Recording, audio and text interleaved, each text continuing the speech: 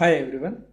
Today we are going to discuss how Java code works and how we are going to execute this code and how the process will going to happen to execute the code which we will going to write in the Java IDEs anywhere. Okay.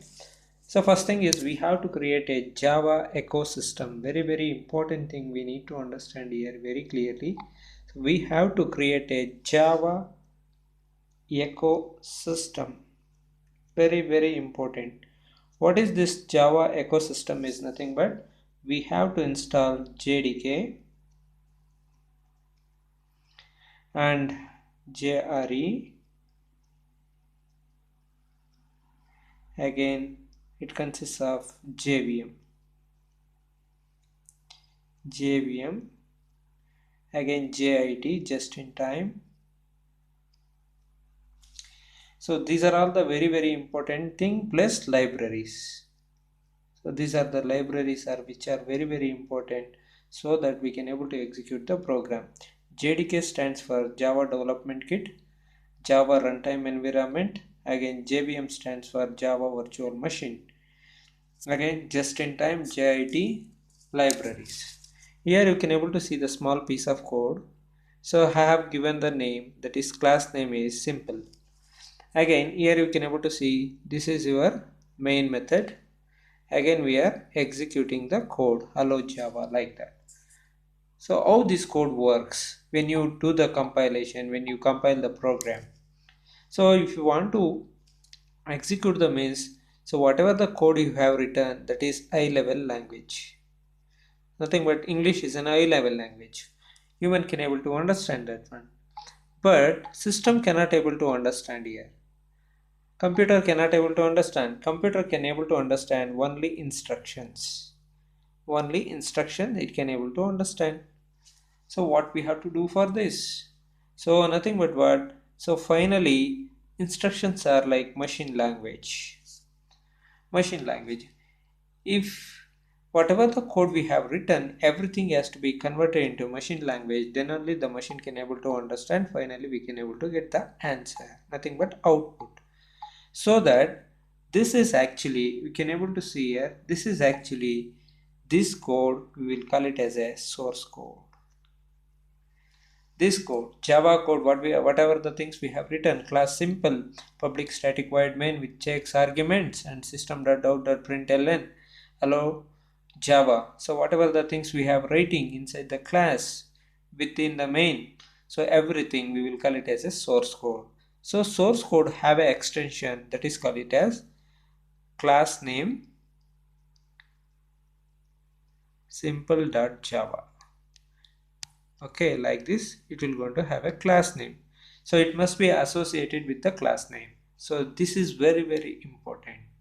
So when you are executing any code, it must be associated with the class name. This is very important if you want to execute any kind of program, because while you are compiling you have to mention the class name. So I think everybody understood about the source code. So this is, we will call it as a source code here. So having an extension .java with class name. Again, this source code we have to check. So what are the errors which are available in the source code? Everything we have to check. We have to compile this one. Nothing but validation we have to create. Verification we have to do with the source code.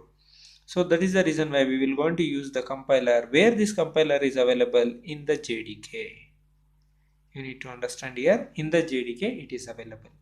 So JDK will going to provide compiler. Okay, due to the compiler we can able to convert this source code into bytecode. You can able to see here, convert the source code into bytecode. It will going to generate the bytecode. This compiler, Java C is a compiler here. So here whatever the code we have got, this is an intermediate code. It is not exactly executable code. It is an intermediate code. Intermediate code. Okay. So it is an intermediate code, but you cannot able to execute this one. But this intermediate code file having an extension that is called as class dot class file. This is a dot class file. So this code will be executed using that is JVM.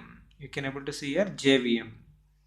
Okay, so using JVM it will be executed where this JVM is available means in the JRE. You need to understand Java runtime environment is there. In this you will going to find the JVM. Using JVM we can able to execute this code completely, which is available as an intermediate code, that is called it as bytecode. So that will be executed through JVM. So from the JVM, so here the line by line, so whatever the source code you have provided like this, suppose example like this is your source code. Okay, so this JVM what it will do, it will going to check line by line. Okay, it will going to check line by line. Okay, line by line, line by line, line by line, it will going to check it. Okay, if any error is there it will not going to run. So that is the problem. So that is the reason why JVM will going to check the code. Finally it will going to give the executable code, that is exe code. It will going to provide the exe code, .exe code. So that will be given to the native operating system like Windows and Mac OS or Linux, whatever it may be. So there are so many operating systems are there. So like this, Mac, Windows, Mac, again Linux. So there are so many operating system are there. It will give it to the native OS. So because of JVM, so what happens here, native OS, it start executing the program using CPU. Okay, using CPU what it will do, it will going to give the output, final output you will going to get it. This is the complete process which will going to happen in your compilation, again intermediate code, whatever the things it will going to generate finally so this JVM will going to execute the code. So this is what exactly we need to understand about how your source code will going to execute in the IDEs or in the Java environment. One thing we need to understand very clearly over here is, so we have to create a Java ecosystem. JDK, JRE, JVM, JIT, libraries, everything we have to install it. So there you will going to find an interpreter. In JVM you will going to find an interpreter. This interpreter helps you to compile the code line by line, so that if it is any error further it will not going to move. So again we have to clear that error. When you clear that error, that will be given to the native operating system like Windows, Mac, Linux, so that so finally using CPU what it will going to do, it will going to generate the final output. This is the complete process of how you will going to execute the simple code of Java. So this is all about this. Thank you very much.